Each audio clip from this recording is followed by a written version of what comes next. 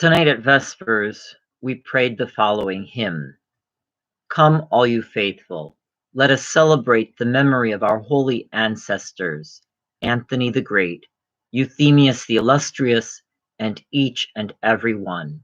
Yet let us recount the story of their lives as a paradise of delight.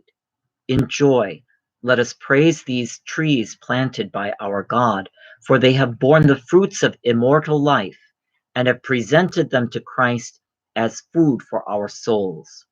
O blessed and God-bearing ancestors, pray for our salvation. I think it's a beautiful image, that image of trees planted by God.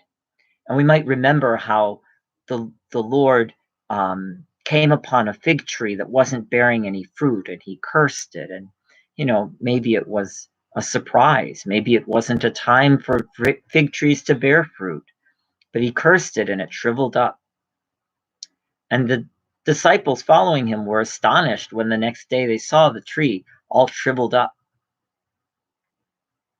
Maybe it's something for us to think about as we begin the Great Fast, as we begin Great Lent, for us to think about how the Church gives us this opportunity to remember the great holy ascetical fathers and mothers, not simply for us to remember what they did and to be in awe of what they did, but in order to encourage us to enter into the same way of life, that way of life that allows us to become more conformed to Christ.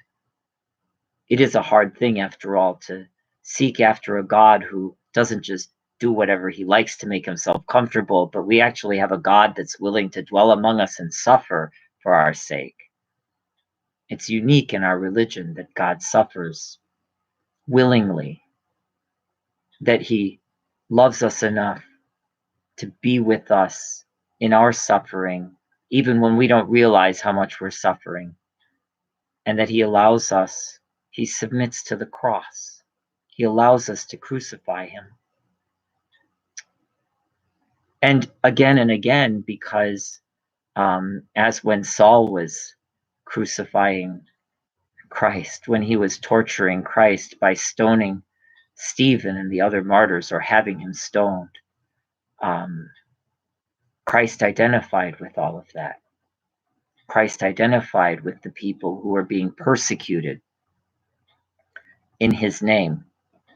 And so he continues to do so today.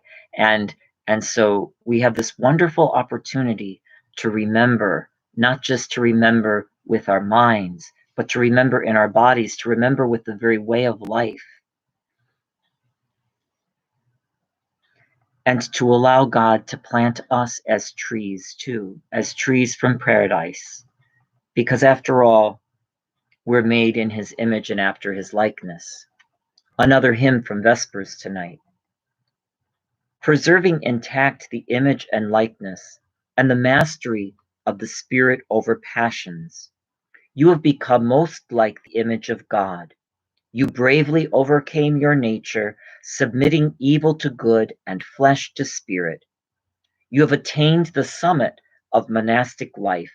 You are citizens of the desert, masters of endurance and models of virtue. And now, in the heavens, O holy ones, you no longer see with mirrors, rather, you see clearly the Holy Trinity, with whom you now intercede for those who honor you with faith and love.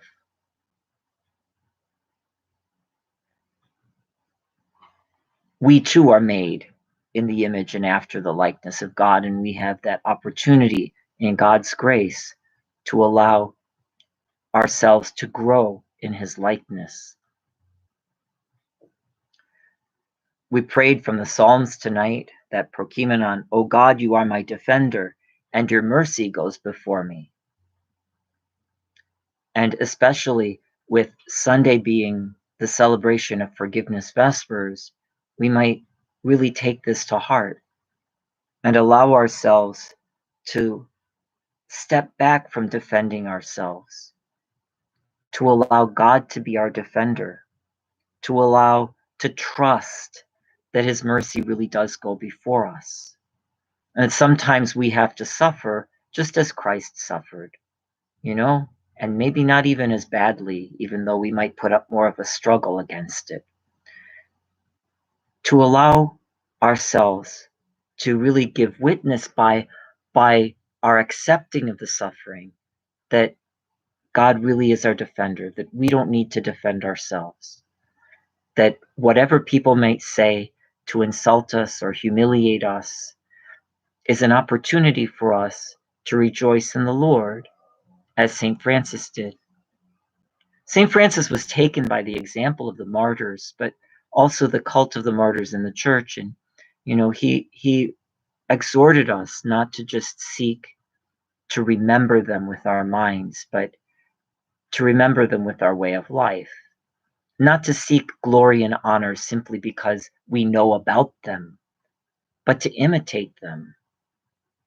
The graciousness with which St. Stephen, even as he's being stoned, commends his soul to the Almighty God and asks for forgiveness for those who are pelting him with rocks.